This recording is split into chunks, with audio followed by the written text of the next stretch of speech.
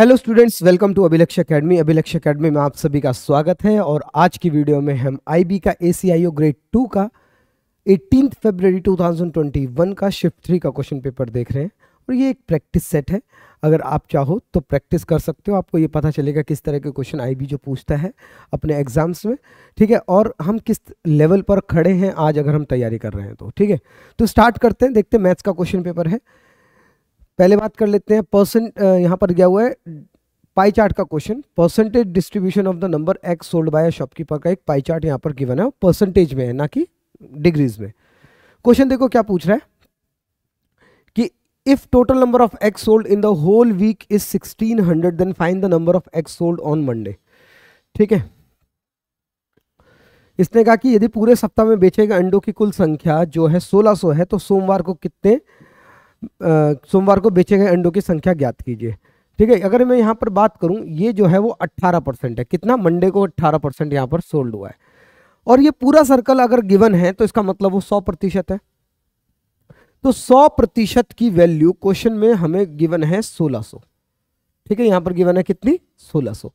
और 1600 अगर 100% की वैल्यू गिवन है, इसका मतलब हमें 1% की वैल्यू निकालनी चाहिए जो कि 16 रुपये आएगी। ठीक है, 1% भाई, 0 से 0 कट गए 100 वाले 100 से, तो यहाँ पर 1% की वैल्यू कितनी आ गई? 1600। अब इसने कहा कि भाई आप मंडे में बताओ। हमने कहा भाई 18% की वैल्यू निकालने के लिए अगर 1% की वैल्यू 16 है तो 18% के लिए हमें 18 से गुना करना पड़ेगा। 16 16 256 और 16 दूनी 32, ये आ जाएगा 288। ठीक है, तो इसका मतलब ऑप्शन नंबर 3 बिल्कुल आपका करेक्ट है।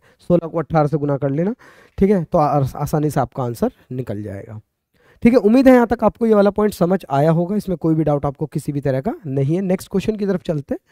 नेक्स्ट क्वेश्चन देखो क्या कह रहा है। The amount of money is divided between Paras, Ramesh and Aarav in the ratio 5:8:15। देखो, इसने कहा पारस, रमेश और आरव, ये 3 बंदे हैं जिनका जो पैसा है 5:8:15 में डिवाइड हो रहा है। ठीक है, इसने कहा डिफरेंस बिटवीन रमेश और आरव के जो शेयर का अंतर है वो 6000 रुपये। तो रमेश और आरव का जो शेयर का अंतर यहाँ पर आ रहा है वो कितना आ रहा है? 7। भाई अगर एक को 8 मिल रहे हैं, एक को 15, तो दोनों का अंतर जो है वो 7 है।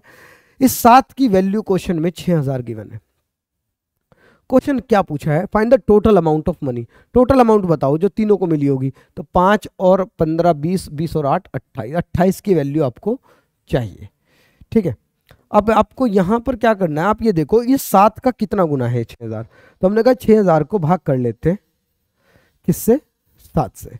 तो 7 8 56, 4 बचा, 7 पंजे 35, 5 और यहां पर एक 0, 7 27। इसका मतलब लगभग ये 857 टाइम्स है, 857 गुना लगभग, क्योंकि पूरा एग्जैक्ट मल्टीपल तो नहीं है। ठीक है, और आंसर भी दूर दूर है, तो कहीं ना कहीं हम इतना ही कर लेते हैं बस। तो 28 को भी मुझे 857 से गुना करना है। तो 857 को गुना करना है किससे? 28 से।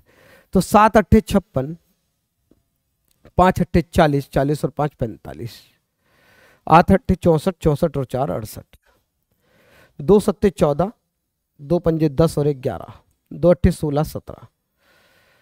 ठीक है, यहां तक आ गया। तो यहां पर 6 6 9 9, 6 और 7 13, और यहां पर ये 2, 23,996। तो लगभग कहीं ना कहीं 24,000 का आंसर आ रहा है।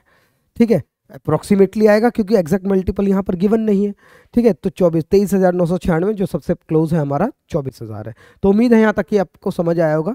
ज़रूरी नहीं है कि एग्जैक्ट मल्टीपल आपको गिवन हो, लेकिन ये कैलकुलेशन को बढ़ाने के लिए, ठीक है, या ऐसा लगे स्टूडेंट को कि क्वेश्चन में कुछ गलती दे रखी है, वो उसी में फंसा रहे, तो ऐसा नहीं है। ठीक है, थोड़ा सा बच के चलना है। आप अगर इस तरह की वैल्यूज़ दिख रही हैं तो, और आंसर भी दूर दूर है, तो अप्रॉक्सीमेशन का पूरा यूज़ करें। जरूरी नहीं है कि वो डेसिमल में पूरा आपको सॉल्व करना है। ठीक है, नेक्स्ट, एक लड़की है जो 7500 रुपये में एक साइकिल को खरीदती है और उसे 25% की हानि पर बेच देती है, तो विक्रय मूल्य आपको फाइंड आउट करना है। ठीक है, अब देखो, अगर मैं ये कह रहा हूँ कि लॉस हो रहा है उसको कितना, या हानि हो रही है 25% की। 25% का मतलब होता है 1/4, और जब आप इसको फ्रैक्शन में बदलते हो तो ये कॉस्ट प्राइस होता है और ये लॉस है। अगर लॉस है तो लॉस, प्रॉफिट होता तो प्रॉफिट। ठीक है, अब मैं यहाँ पर सीपी और एसपी का रेशियो निकाल लेता हूँ कि अगर 4 रुपये सीपी रहा होगा तो उसको 1 रुपये लॉस पर बेचने पर वो एसपी कितना रहा होगा, 3 रुपये। लेकिन कॉस्ट प्राइस की वैल्यू जो है वो आपको 7500 गिवन है। अब आप ये करोगे कि इस 4 को किससे गुना किया जाए जो 7500 हो जाए। तो हमने कहा 4 एकम 4, यहाँ पर 3 बचे, 4 अट्ठे 32, यहाँ पर 3 बचे, 4 सत्ते 28 और ये 5 बार 20, तो 1875 बार इसको भी गुना करना पड़ेगा आपको। ठीक है, तो 3 पंजे 15, 3 सत्ते 21 और 1 22, ठीक है, इतना ही आ गया। 25 लास्ट में आ रहा है, ऑप्शन नंबर बी 5625 करेक्ट है। ठीक है, उम्मीद है यहाँ तक ये समझ आएगा। अप्रोक्सीमेशन नहीं था, पूरा पूरा एग्जैक्टली मल्टीपल हो रहा था, तो इसलिए आप इसको कर सकते हो। ठीक है, यूनिट डिजिट या टेंस डिजिट मिल जाती है तो आपको पूरा पूरा क्वेश्चन करने की जरूरत नहीं है। ठीक है, लास्ट में 25 आया, एक ही ऑप्शन में 5625 का बिल्कुल करेक्ट आंसर आ जाएगा। उम्मीद है यहाँ तक कि आपको पॉइंट समझ आया होगा। नेक्स्ट की तरफ चलते हैं। बहुत सिंपल क्वेश्चन है। ठीक है, इस तरह का भी क्वेश्चन पूछा गया है। देखो, सिंपल इंटरेस्ट बताओ। सिंपल इंटरेस्ट का फॉर्मूला क्या है? प्रिंसिपल जो कि 2000 रुपये गिवन है, इंटू रेट जो कि 5%, इंटू टाइम जो कि 2 साल, मल्टी डिवाइडेड बाय 100। 0 से 0 कैंसिल, 2 पंजे 10, 10 दूनी 2, 200 रुपये। ठीक है, तो कहीं ना कहीं सिंपल इंटरेस्ट कितना आ जाएगा? 200 रुपये। बहुत सिंपल सा क्वेश्चन था। ठीक है, इसमें तो कुछ करने की भी हमें ज़रूरत नहीं पड़ी है। तो उम्मीद है यहाँ तक समझ आया होगा। ठीक है, नेक्स्ट क्वेश्चन की तरफ चलते हैं। अच्छा क्वेश्चन है, टाइम कंज्यूमिंग हो सकता है अगर ये आपको मेथड नहीं पता है। इसमें से कहा इनमें से कौन कौन सी स्टेटमेंट ट्रू है? या तो ये वाली स्टेटमेंट या ये वाली स्टेटमेंट ट्रू है। दोनों भी सही हो सकते हैं, दोनों गलत भी हो सकते हैं, दोनों में से कोई एक भी सही हो सकती है। चलो देखो, यहाँ पर फ्रैक्शन कंपैरिजन का सबसे बेहतर तरीका यह है कि इनका डिफरेंस देखो 4 का है, इसका डिफरेंस भी 4 का है और इसका डिफरेंस भी 4 का है। अगर सभी का डिफरेंस 4 का है, मतलब सेम ही डिफरेंस आ रहा है, जो भी डिफरेंस है, चाहे 3 का डिफरेंस है, 4 5 कितने का भी डिफरेंस है, तो जो ऊपर वाली संख्या है, ऊपर वाली संख्याओं को देखकर आप इनको अरेंजमेंट कर सकते हो। सबसे छोटी 3 है तो सबसे छोटा फ्रैक्शन भी यही होगा, उससे बड़ा 5, फिर 7। ठीक है, तो ये पहले से क्रम में लगे हैं।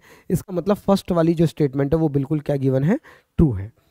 सेकंड वाले की बात करें, और ये रूट वाली वैल्यूज है, इसको कैसे हम कैलकुलेट करें? देखो 6 अगर कभी भी रूट लगाए, स्क्वायर रूट, तो 6 की पावर में 1/2 लिख सकता हूँ। ऐसा क्यों?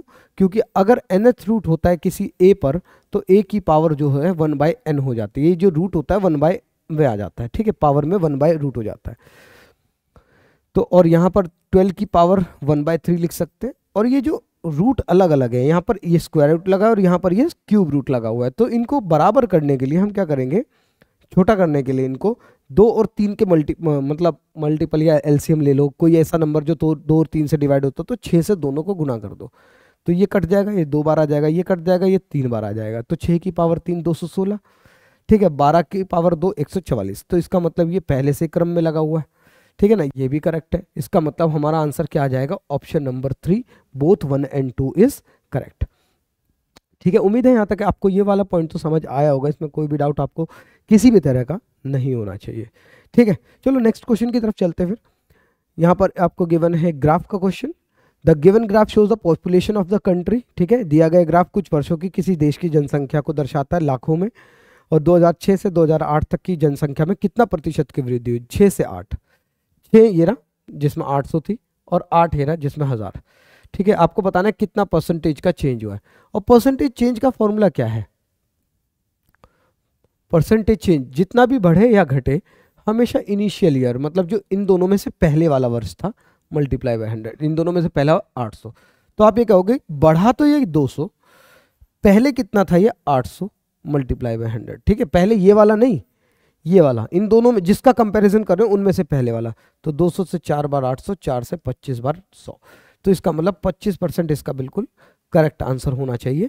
ठीक है, 25% की वृद्धि 2006 से 2008 के बीच आई होगी। ठीक है, उम्मीद है यहाँ तक क्लियर है आपको ये। नेक्स्ट क्वेश्चन की तरफ चलते हैं। नेक्स्ट क्वेश्चन देखो क्या कह रहा है। Find the volume of the cylinder. ठीक है, उस जिसका रेडियस 7 और हाइट 10 सेंटीमीटर है। ठीक है, देखो सिलेंडर के वॉल्यूम का फॉर्मूला क्या होता है? वॉल्यूम का फॉर्मूला क्या होता है cylinder? Pi R square H. Pi की वैल्यू इसने कहा 22/7। ठीक है, रेडियस कितना है?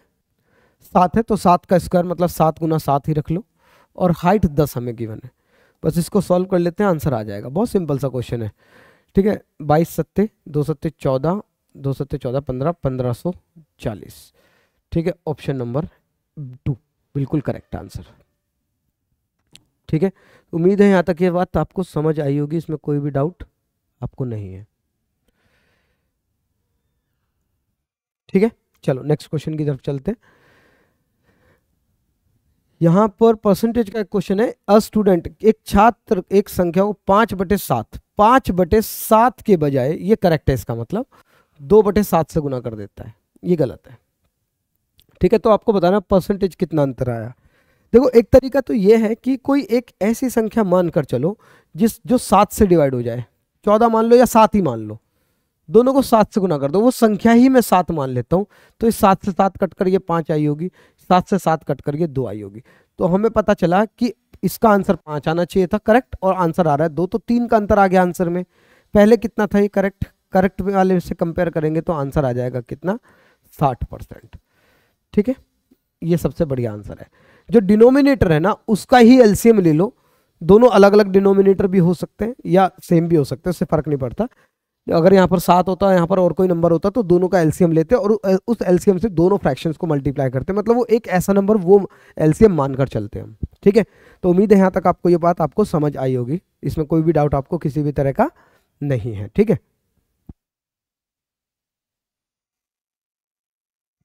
चलो नेक्स्ट क्वेश्चन की तरफ चलते। Sides of the triangle are 6, 6 and 8। देखो, इसने कहा एक ट्राइंगल है जिसकी दो साइड तो 6 और 6 और तीसरी साइड है 8। ठीक है, और हमें बताना है इसका एरिया। एरिया के लिए देखो, कोई भी ट्राइंगल है, चाहे वो आइसोसेलेस ट्राइंगल है, चाहे वो एक राइट एंगल ट्राइंगल है, चाहे वो कैसा भी ट्राइंगल है, अगर हमारे पास उसकी हाइट गिवन है और उसका बेस गिवन है, तो हम उसका एरिया निकाल सकते हैं।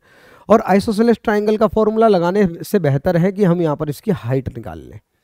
ठीक है, अगर ये साइड बराबर है तो इसका मतलब ये जो 8 सेंटीमीटर है, ये दो बराबर हिस्सों में बटी होगी, क्योंकि आइसोसेलेस है बिल्कुल, ये पूरी तरह से परपेंडिकुलर बाइसेक्टर ही बना होगा। ठीक है, अब अगर मैं यहाँ पर कहूँ कि इस 6 का स्क्वायर या हाइपोटेन या इस ट्राइंगल की हाइपोटेनस है 6 का स्क्वायर माइनस 4 का स्क्वायर इज इक्वल टू, ये परपेंडिकुलर का स्क्वायर आ जाएगा, तो यहाँ पर आ जाएगा 36 माइनस 16 पी का स्क्वायर। मतलब अगर मैं बात करूँ यहाँ पर 20, √20 आ जाएगा, ये √20 आ गया। √20 को सॉल्व भी कर सकते हो, 2 to the 4, हाँ 2√5 आ जाएगा, 2√5। ठीक है, तो 2√5 इसकी हाइट आ गई। अब बेस इंटू हाइट कर लो, half into base into height, ये एरिया हो गया। हाफ बेस कितना है जी, ये पूरा बेस है 8, और हाइट कितनी आ गई 2√5, तो यहाँ से ये कट गया, 8√5 इसका एरिया आ गया। तो उम्मीद है यहाँ तक आपको ये वाला पॉइंट समझ आया होगा, इसमें कोई भी डाउट आपको किसी भी तरह का नहीं है। चाहो तो आप इसमें फॉर्मूला लगा सकते हो, आप आइसोसेलेस ट्राइंगल का भी एरिया का, लेकिन जितनी देर में आप फॉर्मूला लगाओगे इससे बेहतर तरीके से आप इसका एरिया निकाल सकते हो, कॉन्सेप्ट पता होना चाहिए बस हमें। ठीक है, नेक्स्ट क्वेश्चन की तरफ चलते। टाइम एंड वर्क का क्वेश्चन है। देखो, मोनिका और रितु की बात हो रही है, और यहाँ पर इसका टाइम गिवन है नहीं हमें। ठीक है, एलसीएम लेते वर्क आता, ये एफिशिएंसी, एफिशिएंसी इसने कहा कि ट्वाइस एफिशिएंट है मोनिका रितु से, तो हमने कहा रितु अगर 1 है तो ये 2 इसकी एफिशिएंसी रही होगी। और ये कह रहा है, अच्छा जो इनके बीच में एफिशिएंसी का रेशियो है वही इनके बीच में उल्टा, बिल्कुल उल्टा इनके बीच में टाइम का रेशियो होना चाहिए 1:2, क्योंकि जो ज़्यादा, जिसकी ज़्यादा स्पीड होगी उसका टाइम कम लग रहा होगा। ठीक है, तो इसने कहा कि दोनों के टाइम में 60 दिन का अंतर है, इनके बीच में 60 दिन का अंतर है, तो यहाँ पर तो 1 का अंतर आ रहा है इनके टाइम रेशियो में, तो 1 की वैल्यू 60 है, इसका मतलब 60 टाइम्स है, तो 1 को 60 टाइम्स मतलब 60 आ गया ये। ठीक है, इसको 2 को 60 टाइम्स 120, इसका मतलब टाइम आ गया 60 और 120, दोनों का एलसीएम आ गया 120, ये बिल्कुल एग्जैक्टली अपने फॉर्म पे आ जाएंगे। इसने कहा दोनों मिलकर कितने दिन में काम पूरा करेंगे, हमने कहा दोनों मिलकर तो 120 काम करेंगे। कौन, मोनिका और रितु। कितनी एफिशिएंसी हो जाएगी दोनों की, 3, तो 3 से डिवाइड करोगे तो आंसर कितना आ जाएगा, 40 दिन, बिल्कुल करेक्ट। ठीक है, उम्मीद है यहाँ तक ये पॉइंट आपको समझ आया होगा, इसमें कोई भी डाउट आपको नहीं है। बस ये ध्यान रखना, जो एफिशिएंसी का रेशियो होता है उसका बिल्कुल उल्टा इनके टाइम में रेशियो होता है। ठीक है, और टाइम का जो अंतर था हमें 60 दिन गिवन था, रेशियो का अंतर कितना था 1 की वैल्यू 60, 60 गुना है तो 1 को भी 60 से गुना, 2 को भी 60 से गुना, तो इनका एग्जैक्ट टाइम निकल कर आ गया, और टाइम निकला, एलसीएम लिया 120 और आपने उसकी एफिशिएंसी से डिवाइड कर दिया, बस इतना ही काम आपको करना है। नेक्स्ट क्वेश्चन देखते हैं, पैरेललोग्राम के ऊपर क्वेश्चन है।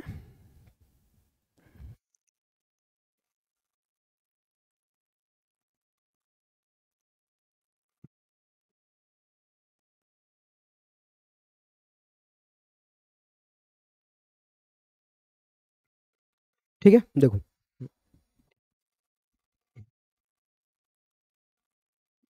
पैरेललोग्राम के ऊपर क्वेश्चन है।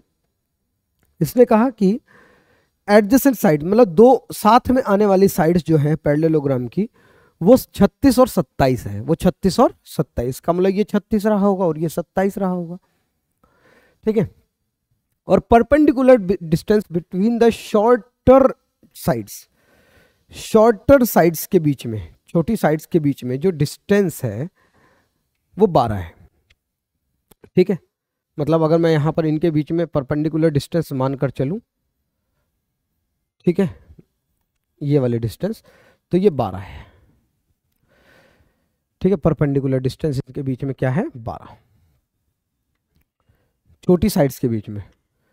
ठीक है, तो अब इसने कहा कि परपेंडिकुलर डिस्टेंस लॉन्गर साइड्स के बीच में बताओ। तो हमने कहा ठीक है, देखो अगर मुझे परपेंडिकुलर का एरिया, परपेंडिकुलर पैरेललोग्राम का जो एरिया होता है वो क्या होता है, बेस इनटू हाइट। और अगर मैं इस बार इसको बेस मानूं तो 27 गुना हाइट 12 आ जाएगी। बिल्कुल, अगर मैं ये वाली लॉन्गर डिस्टेंस के बीच में हाइट मानता हूं, ठीक है, तो लॉन्गर साइड्स के बीच में जो हाइट है वो h होगी, या बेस को मैं 36 मान सकता हूं, और हाइट मुझे नहीं पता, तो ये वाली हाइट मुझे पता चल जाएगी, यही इसने पूछा इसने। ठीक है, तो 12 से 3 बार और 3 से 9 बार, तो इसका मतलब इनके बीच में जो हाइट रही होगी ये 9 रही होगी। बस बिल्कुल क्लियर हो गया। ठीक है, उम्मीद है समझ आया होगा। मतलब ये आप ये समझ सकते हो, देखो एक बार तो इसको हाइट मान लो, बेस ये हो गया। ठीक है, बेस इंटू हाइट, इसका जो एरिया होगा वो बेस इंटू हाइट इसके एरिया के बराबर होगा। तो जब आप इसको पुट करोगे तो बिल्कुल सही आएगा ये सब। ठीक है, नेक्स्ट क्वेश्चन की तरफ चलते हैं। नेक्स्ट देखो, पी क्यू आर जो है, तीनों के पास मिलाकर 180 कैंडीज हैं। ठीक है, चलो इसको क्वेश्चन को देखते हैं, जगह देख लेते हैं इसमें थोड़ी सी।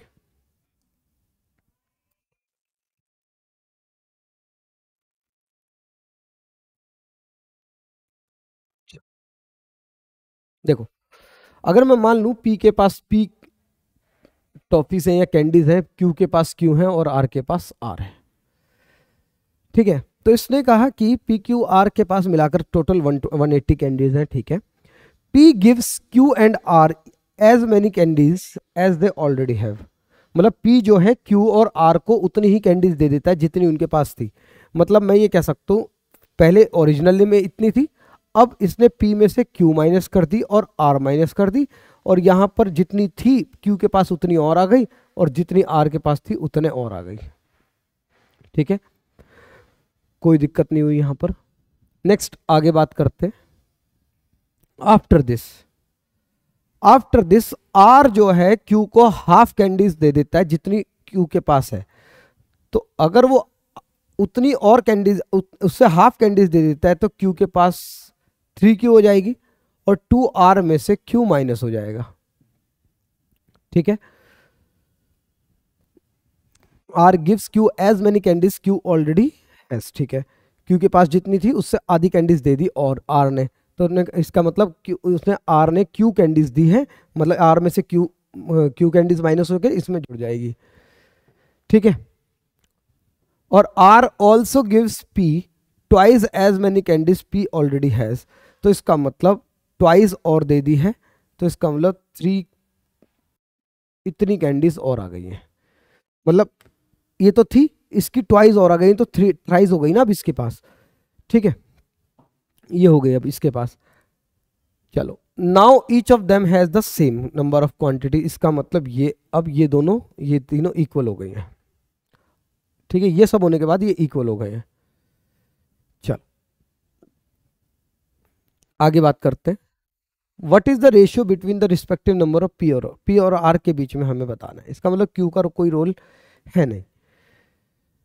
ठीक है, चलो पहले अगर मैं इसके बराबर इसको रखता हूं इन दोनों को, तो 3P minus 3Q minus 3R is equal to 3Q। ठीक है, यहां से 3 कॉमन लेकर P माइनस आर लिखकर ये 3 इधर जाकर 6 हो जाएगा, तो 6Q हो जाएगा। और यहां से मैं इसको काट सकता हूं, तो P माइनस आर जो है वो 2Q हो गया। ठीक है, ये इक्वेशन फर्स्ट आ गई मेरे पास। और अगर मैं इन दोनों को सॉल्व करता हूं, ठीक है, तो ये Q इधर आकर 4Q बन जाएगा और इज इक्वल टू 2R, जिससे कि मैं ये कह सकता हूं R is equal to 2Q। तो ये दोनों वैल्यूज तो 2Q है, इसका मतलब P minus R is equal to R आ जाएगा।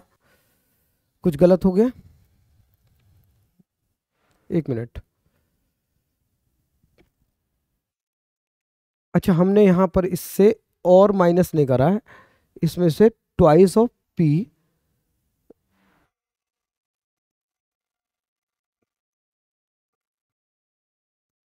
इसने ये भी कहा था ना R ने P को ट्वाइस दी है जितनी P के पास थी, तो इसका मतलब हमने यहां पर इससे twice of P minus Q minus R करना था, तो इसका मतलब इसके पास इतनी होगी अब। ठीक है, तो 3Q is equal to 2R minus Q minus 2P, 3Q is equal to 2R minus Q minus 2P minus minus plus 2Q plus 2R। ठीक है जी, और यहां पर आप ये बोल सकते हो 2Q और ये 1Q इधर आकर माइनस हो जाएगा, तो 2Q बचेगा और यहां पर आ जाएगा 2R और 2R 4R माइनस 2P। ठीक है, देखो 2Q और ये Q बचा, Q इधर आके माइनस हो गया, तो ये तो कट गया सारा। चलो, यहां पर बचा 2R और 2R 4R 4R minus P। ठीक है, इसका मतलब ये दोनों वैल्यूज इक्वल हैं, तो P minus R is equal to 4R minus 2P। ठीक है, और ये इधर आकर 4R जो है इधर आ जाएगा, तो 5R आ जाएगा, और ये 2P इधर आ जाएगा तो 3P आ जाएगा, और P और R का जो रेशियो है 5:3 आ जाएगा। इसका मतलब ऑप्शन नंबर 4 बिल्कुल इसका करेक्ट आंसर है। ठीक है, लेंदी था क्वेश्चन, समझने में भी टाइम लगा, करने में भी इसको टाइम लगा, लेकिन इसका कोई और सॉल्यूशन नहीं, करना ही पड़ता है, ये सब इक्वेशन तो बनेगी। ठीक है, तो उम्मीद है यहाँ तक कि आपको पॉइंट समझ आया होगा। इसमें 180 कैंडीज का कोई रोल असल में था नहीं। ठीक है, चलो नेक्स्ट आगे बात करते हैं। 5:3 का रेशियो P और R के बीच में आया और यही इसका करेक्ट आंसर है। नेक्स्ट क्वेश्चन की बात करते हैं। Find the greatest number of 4 digits which is exactly divisible by 12। देखो 4 डिजिट की सबसे बड़ी जो संख्या है या नंबर है वो 9999 है, और वो 12 से पूरी तरह से डिवाइड होना चाहिए। अगर रिमाइंडर बचता है तो इसका मतलब वो पूरी तरह से डिवाइड नहीं है, 12 से डिवाइड करते हैं। 12 अठे 96, यहाँ पर 3 बचे 9, 12 3 36, यहाँ पर फिर से 3 बचे, फिर यहाँ पर 9 आ गया, 12 3 36, रिमाइंडर बचा कितना 3। अगर ये पूरी तरह डिवाइड होता है ये नंबर, तो क्या रिमाइंडर बचता? नहीं, इसका मतलब ये रिमाइंडर एक्स्ट्रा है, तो इसका मतलब वो जो 4 डिजिट के नंबर थे ना, उसमें से ये जो एक्स्ट्रा 3 आ रहा है वो माइनस कर दो, तो 9996 इसका बिल्कुल करेक्ट आंसर होगा, जो 12 से पूरी तरह से डिवाइड हो रहा होगा। ठीक है, तो उम्मीद है यहाँ तक ये पॉइंट आपको बिल्कुल क्लियरली समझ आ रहा होगा। नेक्स्ट बात करते हैं, फिर से स्टेटमेंट आपको बतानी है करेक्ट है या नहीं। इसने कहा अमाउंट इतनी है, ठीक है, टाइम इतना है, रेट ऑफ इंटरेस्ट इतना है, प्रिंसिपल आपको 14,000 है। क्या ये करेक्ट आएगा? मतलब अमाउंट दिया हुआ है, ठीक है, 14,000 रुपये पर अगर मैं 16.5% के हिसाब से रेट लगाता हूँ 5 साल के लिए, ठीक है, डेसिमल हटाया, यहाँ पर एक जीरो लगाया, तो 3 से 3 जीरो कट गई, और यहाँ पर हमारे पास इंटरेस्ट आना चाहिए 5 पंजे 25 25, ठीक है, कर लेते हैं 5 पंजे 25, 5 6 30, 30 और 2 32, 5 एकम 5, 5 और 3 8 इंटू 14, तो 825 को 14 से गुना करो, 4 पंजे 20, 4 दूनी 8 9 10, 4 अट्ठे 32 33, 5 2 8, 11,550 इंटरेस्ट आ रहा है। अगर 14,000 प्रिंसिपल में 11,550 रुपये आप ऐड करोगे, तो 25,550 रुपये का अमाउंट बनेगा, जो कि ये गलत है। फर्स्ट स्टेटमेंट गलत है। ठीक है, नेक्स्ट, प्रिंसिपल 22,000 रुपये है, अमाउंट दिया हुआ है इतना आना चाहिए। ठीक है, 6 साल में और रेट है 13%। तो इंटरेस्ट देखते हैं कितना बनता है। ठीक है, 13×6 = 78। ठीक है, 22 से गुना करना है, 220 से, तो 78 इंटू 22 कर लेते हैं। 2×8 = 16, 2×7 = 14, 15,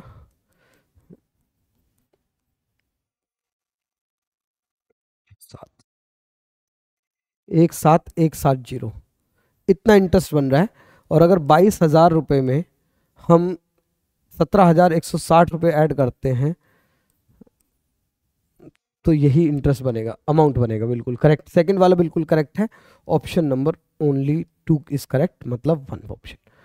ठीक है, उम्मीद है यहाँ तक ये पॉइंट आपको बिल्कुल क्लियर रहा होगा, इसमें कोई भी डाउट आपको किसी भी तरह का नहीं है। बस आपको सिंपल इंटरेस्ट का क्वेश्चन थे, दोनों में ही कैलकुलेशन थोड़ी सी ऐसी थी इसमें जिसमें लगाना पड़ा, जैसे 16.5% है, कैलकुलेशन थोड़ी सी लंबी थी, थोड़ी सी, बहुत ज़्यादा नहीं। लेकिन अगर कैलकुलेशन आप फास्ट है तो आप आराम से इसको कर सकते हो। नेक्स्ट क्वेश्चन पर आते हैं, इसको सॉल्व करना है। इतने का क्वेश्चन मार्क की जगह पर कौन सी वैल्यू आएगी। देखो, अगर इसको देखा जाए तो बहुत बड़ा नंबर है, 9 का स्क्वायर गुणा 23, फिर 7 का क्यूब मल्टीप्लाई 18, फिर ये इधर जाके ये हाफ जो इधर जाके गुणा हो जाएगा। ठीक है, और अगर मैं यहाँ पर डिजिटल रूट करता हूँ या डिजिटल सम निकालते हैं तो यहाँ पर -1 सम आ रहा है इसका। 9, 7 और 2, यहाँ पर 4 आ रहा है, प्लस का 4, 9 काट देते हैं, 6 और 8 14, 14 और 2 14 और 2 16, 16 का 7 आ रहा है यहाँ पर। 4 और 4 7 और 7 14, 14 का आ रहा है 5, माइनस का 5। ठीक है, अब देखते हैं क्या आंसर आएगा। डिजिट 9 का स्क्वायर 81, 9 से किसी को भी गुणा करोगे तो ये तो 9 ही आएगा और 9 कट जाएगा। 7 का क्यूब 343 गुणा 8, 7 7 और 3 7 और 3 10, 10 को 8 से गुणा करोगे 80, 80 का 8 आएगा। प्लस ऐसा क्या करें, जो 2 7 14 या 8 और 7 15 का 6 कर लेते हैं। 8 और 7 15, 15 को 6 मान लेते हैं। 6 को 2 से गुना करोगे तो 12, 12 का आ जाएगा। और 8 की वैल्यू जो है आ जाएगी आपकी 4 आ जाएगी, या 3 भी मान सकते हो, यहाँ पर 3 मान लो। और ये जब 8 इधर जाके माइनस होगा तो -5 आएगा। इसका मतलब ऑप्शन नंबर 4 बिल्कुल इसका करेक्ट आंसर है कि इसका डिजिटल सम जो है वो -5 आएगा। उम्मीद है समझ आया होगा। अगर ये पॉजिटिव आता तो हम उसको नेगेटिव में चेंज कर सकते थे। ठीक है, और आसानी से देखो आएगा तो नेगेटिव, क्योंकि इतना बड़ा नंबर अगर इसमें से माइनस होगा तो नेगेटिव तो आना ही था। ठीक है, तो यहाँ तक आपको ये समझना पड़ेगा। डिजिटल सम से आसानी से किया जा सकता है, नहीं तो अगर टाइम है तो पूरा सॉल्व कर लो।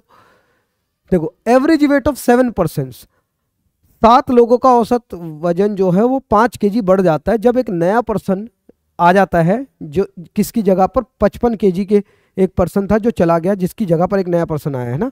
तो इसका मतलब उनका वेट बढ़ा है। इसका मतलब मैं ये कह सकता हूँ जो गया है ना पर्सन 55 वाला, उससे ज़्यादा वेट वो लेकर आए होंगे। तो 55 तो था ही उनका, प्लस वो इतना वेट लेकर आए कि 7 बंदों को 5-5 देना पड़ गया, मतलब 7 पंजे 35 किलो वजन देना पड़ गया। तो आप इसका आंसर क्या आ जाएगा, 90।